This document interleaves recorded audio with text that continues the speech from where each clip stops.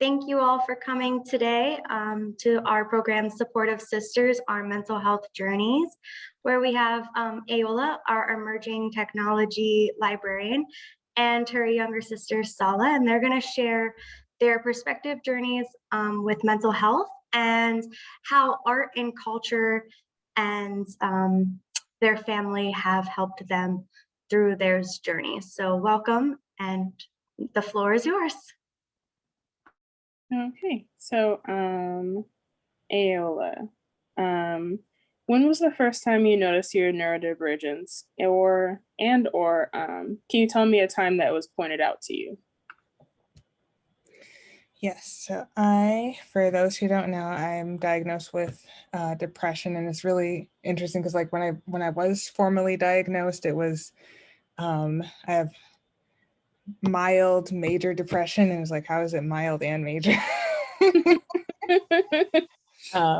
Yeah, so the first time that I noticed was in college when I was in my sophomore year, and I was going through what I found out that year was something called the sophomore slump, not in terms of like grades, but in terms of like motivation and feeling disconnected from my friends. And this was also around like the fall and winter.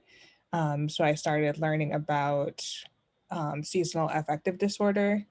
So I looked up the symptoms of that. So seasonal affective disorder, for those who don't know, is a form of depression that typically lasts in the winter months because, you know, you're getting less vitamin D and like everything is dying around you.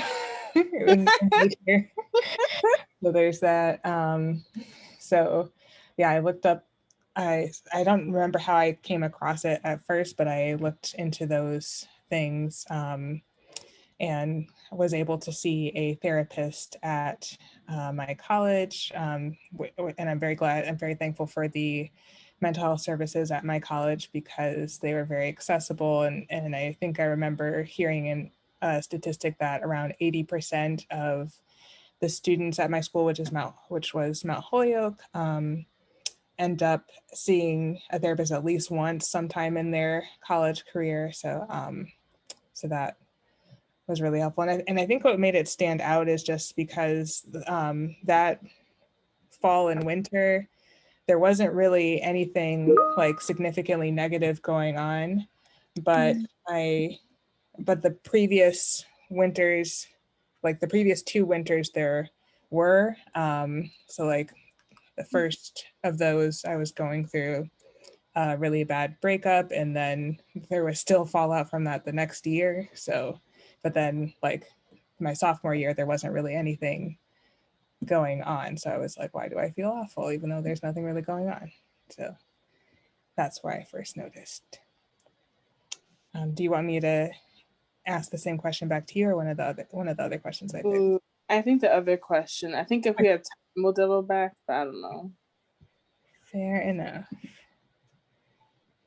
Okay.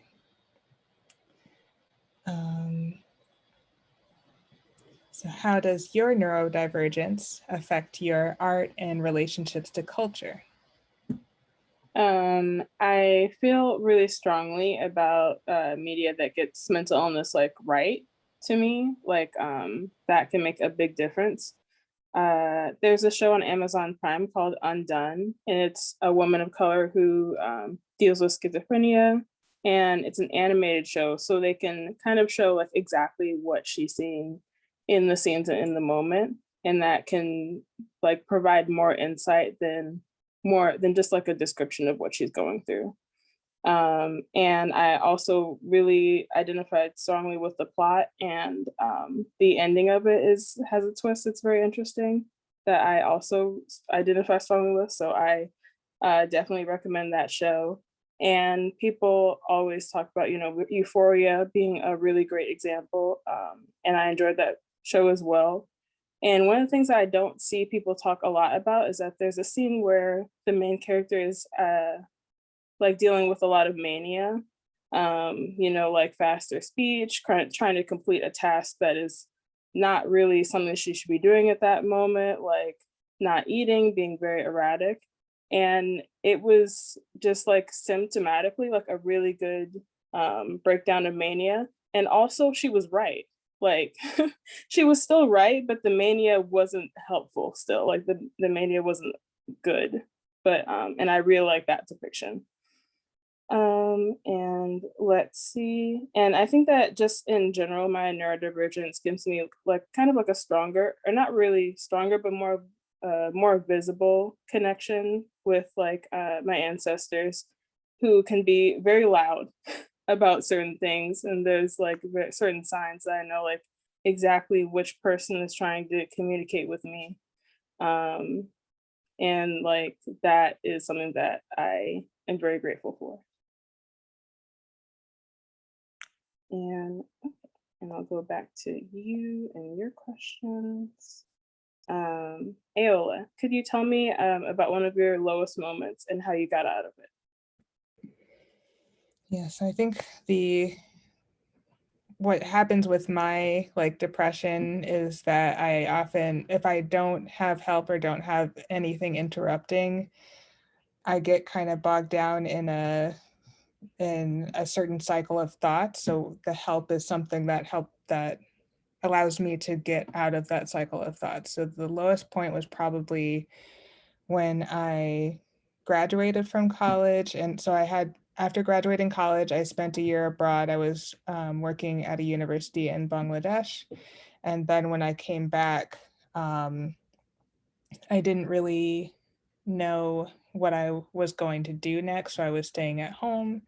And of course, in our culture, there's a lot of negative messages that we get about adult children who stay with their parents, even though, you know, the country that I had just come from, Bangladesh, like that's actually pretty common. Like people stay in their parents' homes until they get married or until they're more firmly on their feet. But I think that, um, you know, there's that. There's also the upbringing of being like a gifted and talented child. I feel like I'm in doing like that's another mental health thing to deal with is the conditioning around um, gifted and talented designations. Um, so like you're treated in a scholastic setting as like, oh, you know so much and you're so talented and you're so capable in these certain ways. But I was struggling with, you know, even getting job interviews, even though I had prepared for a lot of things. So I was not really sure what to do, and I was um, like my savings were dwindling, and I was very disconnected from my social sphere. So that was really a low point at the time. So what was able to help me break that was going again seeking therapy, and I was unsure about doing that at the time because I didn't feel that I was able to pay for it, even though I was on my parents on our parents um, uh, health insurance at the time. There's still, you know, always the copays and deductibles and all of that to deal with. That's really hard to deal with when you have mental illness. um, but I was supported by also my parents and my aunt. My aunt actually ended up paying for that round of therapy, which I really am thankful for.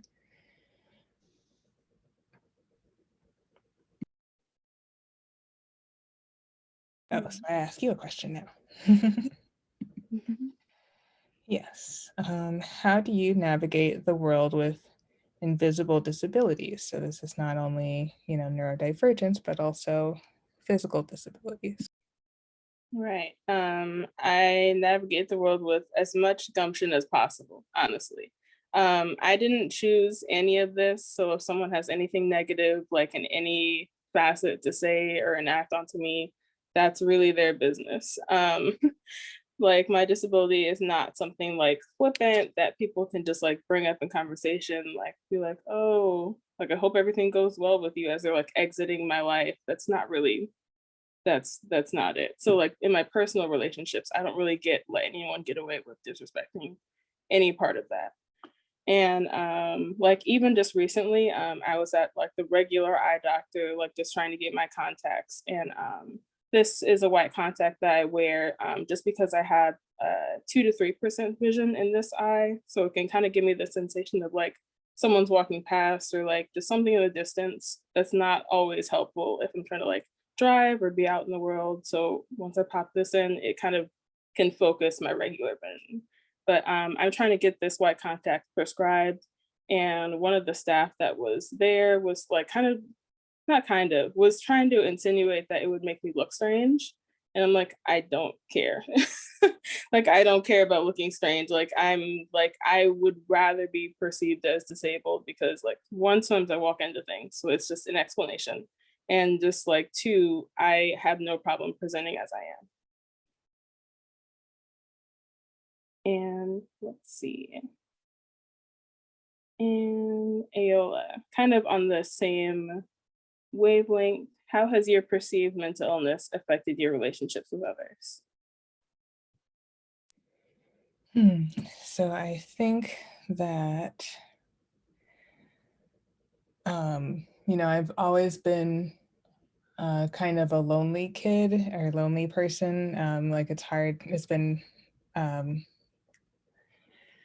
hard at different points in my life maintaining social connections. So I think a lot of times people would perceive me like not looking happy or not looking or like experiencing symptoms of depression as, being mean or standoffish and not wanting to be socially connected. So it's just like I have to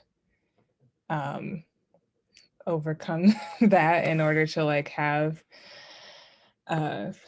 strong friendships and stuff like that. And it's hard, and like again, having depression makes it hard to talk and explain things and like hard to notice what other people are noticing. So it's just like the whole question of, I don't know what you're witnessing. Like if I like in our family we talk a lot about the four agreements and not taking things personally and not trying um to read somebody's mind and assume what they might be thinking.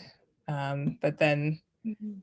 that can be challenging to like it's all like social stuff in general is just very challenging. So but I think something that has been helpful is just being honest, like before things get to that point, is like saying what I need out of friendship. So something that I've been doing is saying like a challenge that I've been having is that I often feel like I'm the only one putting in effort in certain friendships. And what I would do is I would say like, hey, it would be really meaningful if you would organize the next phone call instead of me always doing it, like saying very specific things, because like again, depressive episodes make it difficult to show initiative. And if I'm the only one in general showing initiative, then if I can't, it's not going to happen. So my next question for you, Sala. Um, what is the best advice related to mental illness that you have ever received? The best advice I've ever gotten is kind of twofold. At the end of my very first manic episode, where it probably been around 40 hours, 36 hours, where I was like visibly manic, like having an episode. And like I was like calling them at certain points during it, and they told me like my mom is a mental health care professional. Like, you can go to the hospital. And I was like, I can go to the hospital? Like, I just need to calm down, Like, what do you mean hospital? Like, and I was like, wow, I can really just go to the hospital. Okay.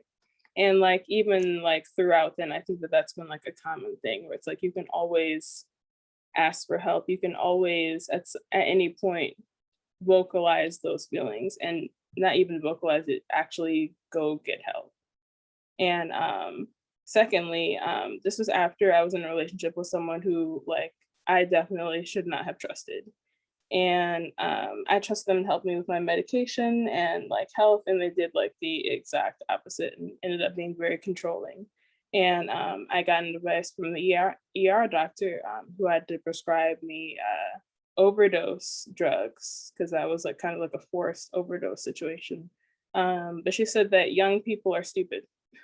She said young people are stupid and that you shouldn't like put anyone else in control of your medication. Like you should know the most and you should be the one that's in control. And let's see. And on my side, which symptoms are you most embarrassed about? And can you tell me about a time that someone has reassured you about your symptoms? I don't think this is necessarily a symptom of depression, but more so like being introverted. I feel like I communicate through writing a lot better than verbally. So somebody that I used to date who I'm still friends with, um, actually I was talking about my relationship with you, Sala, and we didn't used to be that close. So I was talking about that with him, and he said, well, why don't you just write her a letter? And I was like, oh, I could just write her a letter. And then we started writing letters back and forth, and now we're close. Oh my gosh, I didn't know that was how it started. That's great. Yeah, I think a lot of times people perceive writing instead of speaking directly as passive aggressive. So that's kind of why I don't always think of, or it can get you in trouble sometimes. Because like I've tried to navigate other well, not yeah, conflicts by writing a letter, but like sometimes it can be, you've had all this time to prepare your thoughts and then you're just like giving it to this person when they didn't know there was a problem. So there's that. But I think just, using what you're good at and not being ashamed about it.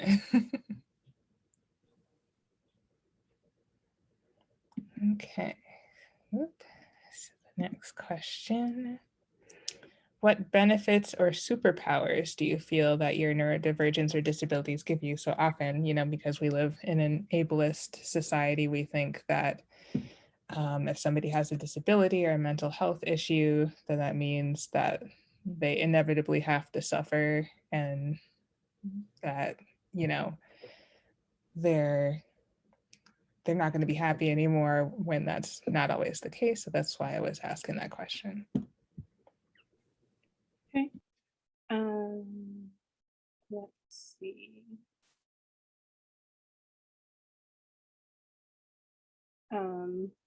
I would definitely say like the number one thing is being able to empathize with others. Like I think that everyone around me knows like, hey, if you're having a bad time, come talk to me. Like let's just talk about it. But and it can also be good because even though like you're in a lower place, you can be even more like excited for people who have good news or have good things going on. Like I never want people to like shield me from good news because I think I won't handle it well, because I'll still be just as excited, if not more, because it can cheer me up as well. And with regard to like just myself, like a lot of the experiences that I've had, I just feel like I can't be real, like that feeling of like this can't be real life at all.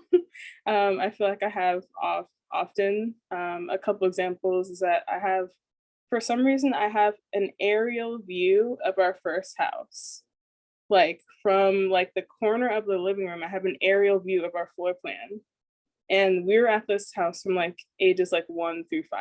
There's no reason for that. And I even like confirmed with mom. I like drew a little picture. I was like, was this here? Was that there? She's like, yeah. And I'm like, okay, I just have this information, I guess. And I also I used to have a friend who I met in real life but before I met him, I had a dream where I met someone on a boat and it was him. So just like kind of experiences like that that can't be true but simply are, um, kind of allows me to live in like kind of a medium. I don't know, like not everything has to be explained. And let's see. I think that's all the questions I had, but you had one more, right? Yes, I was going to ask you, what books have helped you feel validated related to mental health? Definitely my number one favorite book in the whole world is I'm Telling the Truth, But I'm Lying, by Basi Ikpi. She's kind of like one of the first experiences that I've read about like a Black woman experiencing like bipolar disorder and just like her going through her manic episodes. And the book is written in such a way where you can't really escape it. Like you have to go through all of the motions with her and like come out on the other side with her. And I just love it so much. I feel like it kind of gave to me like what the LGBTQ like that kind of like it gets better campaign, that like the strength of that, like, hey, there's older people that are going through what you're going through and they're still here. But that was like really important to me. And then I'll ask that same question back to you, sister, if you have a book. Yeah, I don't know if I would say a whole book, but there's this blog that was really popular when I was in undergrad, and I think is not active anymore, but the author of it has written books, and I think a book came out either last year or this year by someone called Ali Broche, and the blog is called Hyperbole and a Half. And Yes. at first, it's just, this blog of her talking about her dogs and how it's hard to be an adult and things like that. And like it's these very silly drawings of her like pretending to be a dinosaur when she's a little kid and things like that. And then one day, just out of nowhere, and this was like, I think as also after a hiatus, she wrote this comic, because it's in a comic format, it's all illustrations and comics.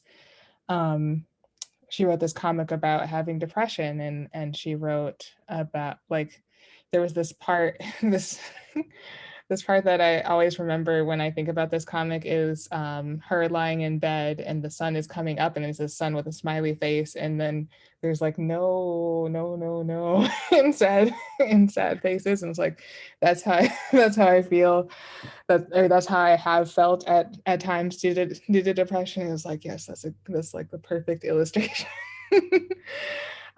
So there's that. I liked the way that she was explaining things, and actually my wife also has been familiar with that person and actually has her book, and like we talk about uh, mental health things in that framework. There's also the TV show that I'm showing to my mom and my sister right now that I've seen before, called Crazy Ex-Girlfriend, which at first when you're watching it, like it seems like somebody who's making fun of somebody who has mental health issues, because the use of the word crazy, and like she's just like upping the protagonist is just upping the ante in terms of how wild she gets, but she does eventually get help. And this is not really a big spoiler, but there's a song in like the last season, because it's a musical show.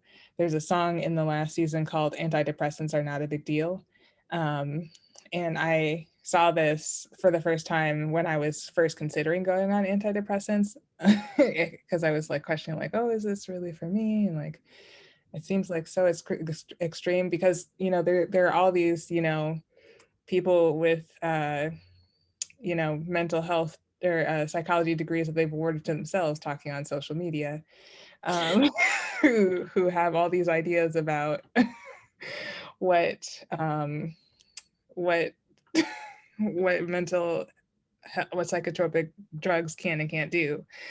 And like, so even if like, oh, that's ridiculous, or that's not really based in any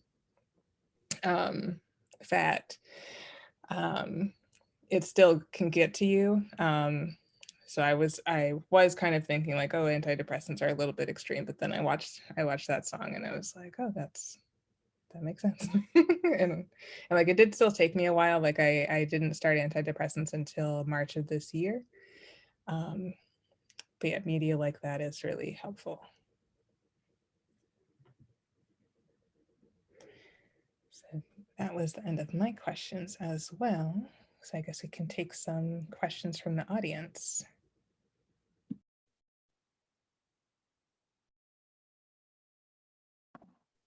Sala, my question is for you. How old were you when you were diagnosed?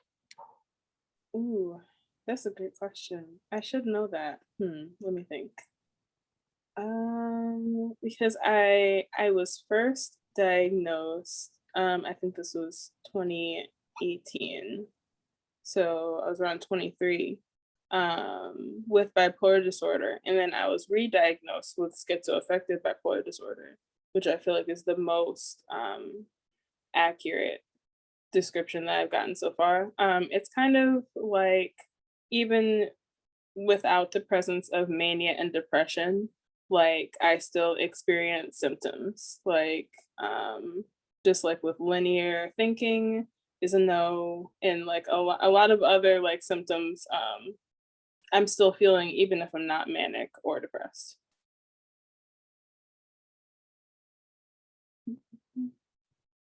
So yeah, and also a lot of like mental illness presents itself in your early 20s. So I was kind of prepared. I was like, this is gonna be the worst of it.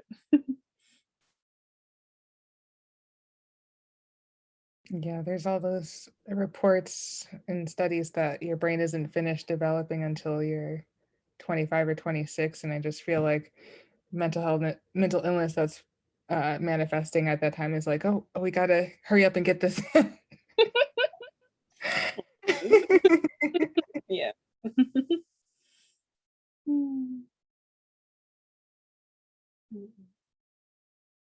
Oh, there's something that I want to talk about, but I didn't know how to ease it into conversation. But I'll ask it to you. How do you feel about people choosing to not keep or choosing not to be pregnant, or basically choosing not to raise children that have mental illness, or even going as far as to say like people who have Down syndrome, people who don't want to have those issues? What do you think about that? Well, that is sort of eugenics, but I think that yeah, I think that, you know, I think I can't remember where I read this or heard it. It might actually be so there's this book called Beasts of Burden, which is about intersections between animal liberation and disability liberation, and how even though, what's the best way, like a lot of people might gasp at that combination or think that, it's insulting to put those two things in the same sphere, but the person who writes it is somebody who has a disability, and she writes about it in a very meaningful way that's not, making really facile um, connections. Like she's exploring these issues really deeply and sensitively. And she was discussing that very question, and how, even if you have a child who is, for all intents and purposes, healthy when they're born, you never know what's going to happen later on.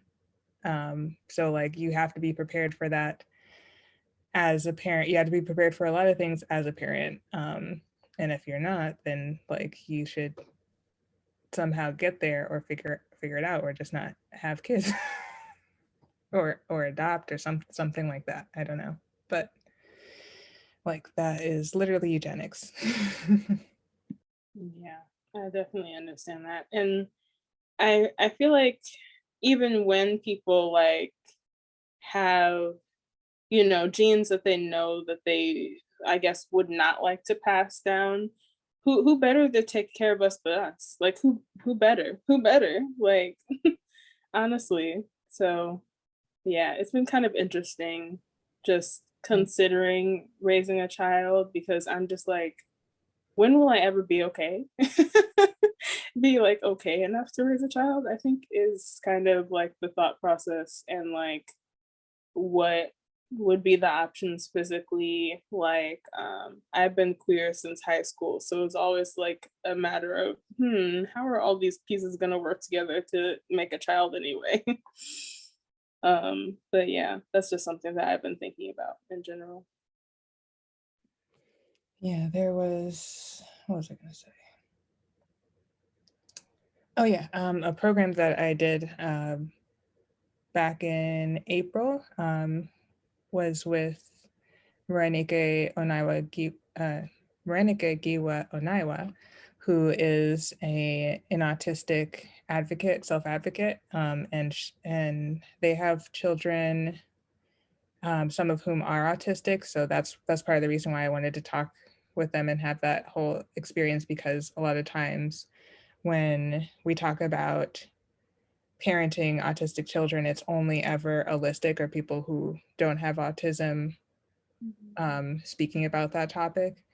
And it's almost like, I think part of the problem when we're like talking about or what you reminded me of when you said, who better to raise us than us, like we don't think of parents as having mental health issues or neurodivergence issues, and like when it is like kind of seen as a bad thing about them. Like I think about the ways that people or that in media postpartum depression has been discussed or displayed about women, especially like older depictions of it before they were even necessarily calling it that. It's just like seen as like, oh, you're a horrible mother and you're frigid and you don't care for your child. And it's like, that's not what's happening here. Right. Yeah, kind of in the same vein. Is there something that you see like in general, like neurotypical allies? This is something that you see them do that they're, meaning with good intention, but not necessarily coming off correctly. Kind of what I said earlier of the whole, you don't need uh, you don't need meds ever, even though they don't have any kind of health background at all, any kind of psychiatry background. There's this famous meme that is a picture of a forest and a picture of pills, and the picture of the forest is labeled, "This is an antidepressant," and then the pills are labeled, "This is big pharma trying to get you hooked," or something like that. And it's just, it's not how this works. No. Yeah, I definitely can see people's reluctance, like especially people of color and especially Black people, to like medicine in general. But I think that we need to really start considering mental health medications as life-saving medications, because they are in fact life-saving medications.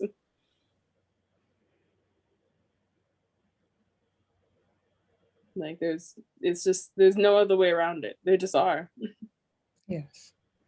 Yeah, the way that, a good explanation that I have heard to kind of help with that is like the reason why I mean, I know there are people who disagree with the whole like mental illness being called by imbalance of chemicals thing, but if anybody, even if they are neurotypical now, if they stopped having serotonin or stopped being able to process it or something, they would also be depressed. Mm. Like that's how it works. Yeah, listen, there's some imbalances. Look, she's doing the best she can, but it's not working out so great sometimes. So this definitely can't argue with that.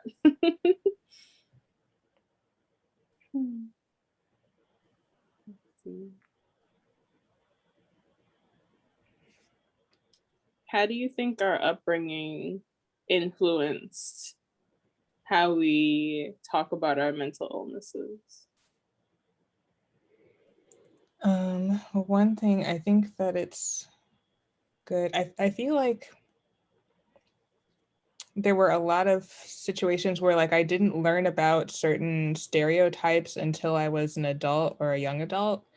So I didn't know about the thing about like Black people like saying, you know, we can't go to therapy because Jesus or Jesus is therapy, because we weren't raised religious. And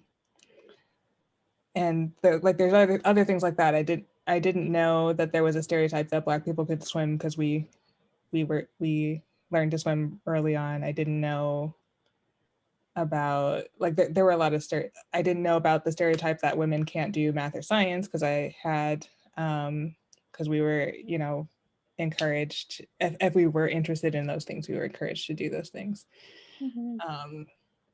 So I think that helps, is like just not being exposed to those harmful stereotypes. Yeah, I think that part of our existence is so interesting, not growing up with organized religion at all, and not even like growing up with like kind of the antithesis of religion either, because neither of our parents were like, hey, God's not real, don't even worry about that. It was just kind of never brought up. And I think that kind of gave us the freedom to just kind of feel how we were without worrying about a higher power.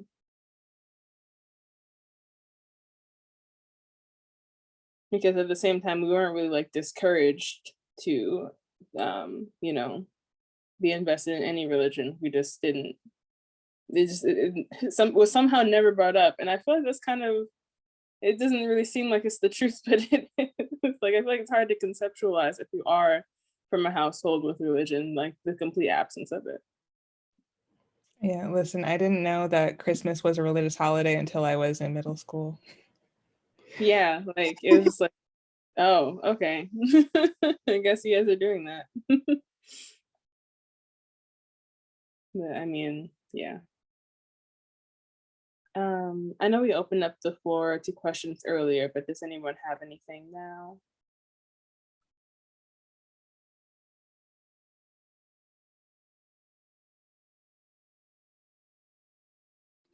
I have a question. Okay. What would either of you say to combat that sort of misconception around antidepressants? Like just specifically, what would you say to those that have a lot of hesitancy around that, especially Black families? Uh, I know you touched on that earlier, but I really hope that someone later on watches this recording and is like, oh, okay, antidepressants. All right, all right. Yeah, I think it depends on what the specific fear is. Because I know that some people, so like there is the fear that I think is pretty valid, that that there's the idea that antidepressants increase the likelihood that someone will commit suicide. And the reason for that's been explained to me is that it's not that it suddenly spontaneously creates the desire to commit suicide. It's just that, you know, if somebody was really in the throes of depression and was already suicidal, then antidepressants can, because they give you the ability to have a greater range of emotions and a greater motivation, then that's what it can lead to. But like the thing is, like, nobody just says, here's antidepressants, bye.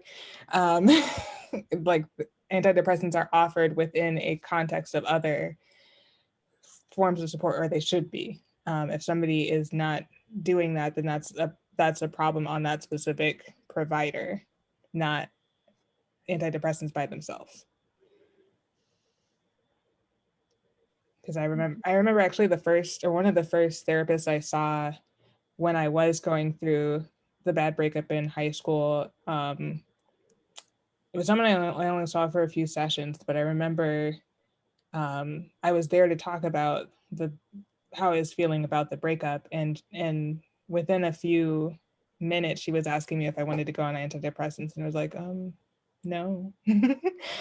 that's a little extreme for this, and that's the only time I've ever had that kind of experience. It was the one person.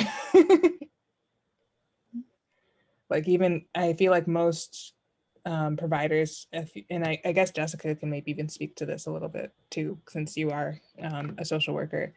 But even if you go in and your first session is, I want antidepressants, like it's usually like they ask you questions and like try to figure out what dosage and like do experiment with different dosages, experiment with different types. So it's not it's not starting off at the highest dose or whatever. Yeah, I would definitely say see a therapist or another mental health professional versus your primary care physician, just from personal experience as well. Because when I was starting my mental health journey, I didn't know that. And I went to my primary care physician, and they're only given like a 20-minute lesson on mental health and medications. And so they're not very informed. And so while they can give you the minimum, it doesn't really help. So definitely see a mental health professional for medications, just because they are trained way more in depth, and they will do that adjustments and that experimentation to find what works best for your body and for your symptoms, because everybody handles things differently, and everybody's body reacts differently to medications and to stressors around them. So just because one prescription and one dose works for somebody, it might not work at all for you. And so everybody has different reactions. Yeah, and I would definitely say, like, to go along with what you said, Ayoola, that it seems like in those cases, those were not suicides that could have been prevented just by medication alone. A lot of times you honestly need someone. And sometimes that someone can even be you, but you do need someone.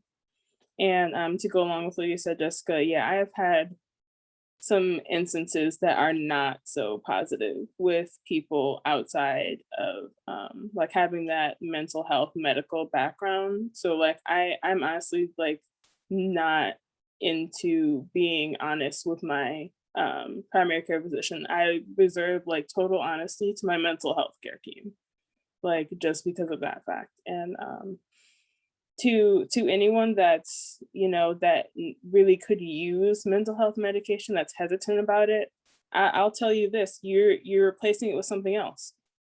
You're replacing it with a substance, drinking, smoking something, or you're replacing it with a feeling. You're replacing it with anger. You're replacing it with stress. You're replacing it with lashing out. You're replacing that with something. So try something else. Try something that could actually help, even though it could be scary. Like you're still trying something else. So yeah. Are there any other questions?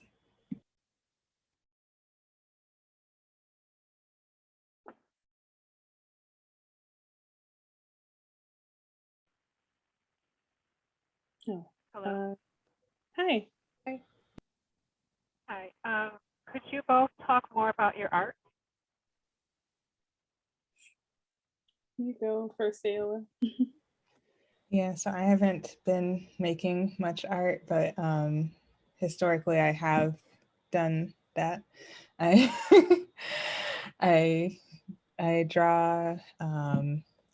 I have made paintings. I used to do a lot of wire sculptures. I play cello. I actually have my cello here, but I haven't practiced since probably February. And I think, you know, sometimes mental health and just life also gets in the way. But I think what helps is being collaborative with it. So sometimes my wife and I will like do this thing where like we each will draw a line, and we don't like tell each other like what we're gonna draw ahead of time, but we end up like making something. Like actually there's this drawing, I'll get it after I finish talking, but we made a duck with a purple mohawk. That's perfect. I'll brag on you since you're bad at it. Ayla has been playing the cello for forever. She was in the Detroit Symphony Orchestra. She is great at art. One of the first things I saw her do, well, when we were older, was like her self-portrait, and I just thought, this is you. Wow, you did it right. Like I don't know, I had never like known someone who was so artistically inclined so young, and she even taught me how to draw like a lot when we were younger. Like but specifically I do creative makeup. I post a lot on my Instagram with my creative makeup, what I do for that week. And I also really like physical art, more abstract like paintings and drawings, and just also some physical structures as well.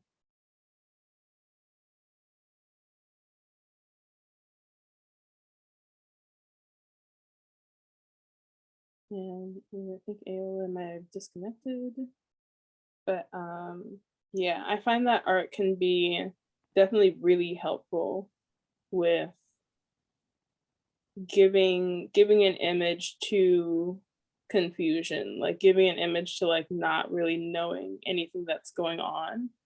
That's why I really only do abstract works. I'm not really interested in creating realism myself, but it's been really helpful to kind of compartmentalize that idea of the unknown.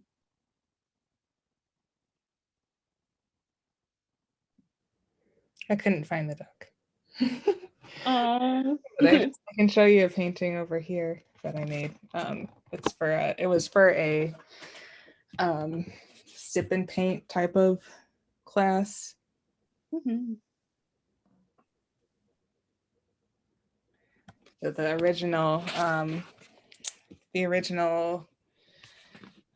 prompt was to make a gray sky, but I went to this for my birthday, and I was like, I don't want to make a gray sky on my birthday, so I tried one. Sunset. So we both cheated at sip and paint and just made it what we want. That's good to know. I mean, you're paying anyway. Might as well be something that you want for sure. Yeah.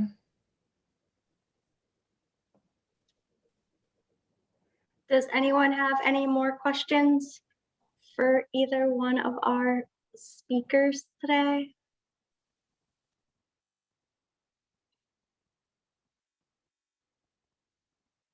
All right, well, I wanted to thank you both so much for being so vulnerable and open to sharing your experiences with us all. And thank you for sharing everything and just allowing us to get to know you better and to know your journeys. Thank you. Thank you, Jessica, for facilitating. All right, thank you everyone for coming. Have a good weekend. Thanks so much.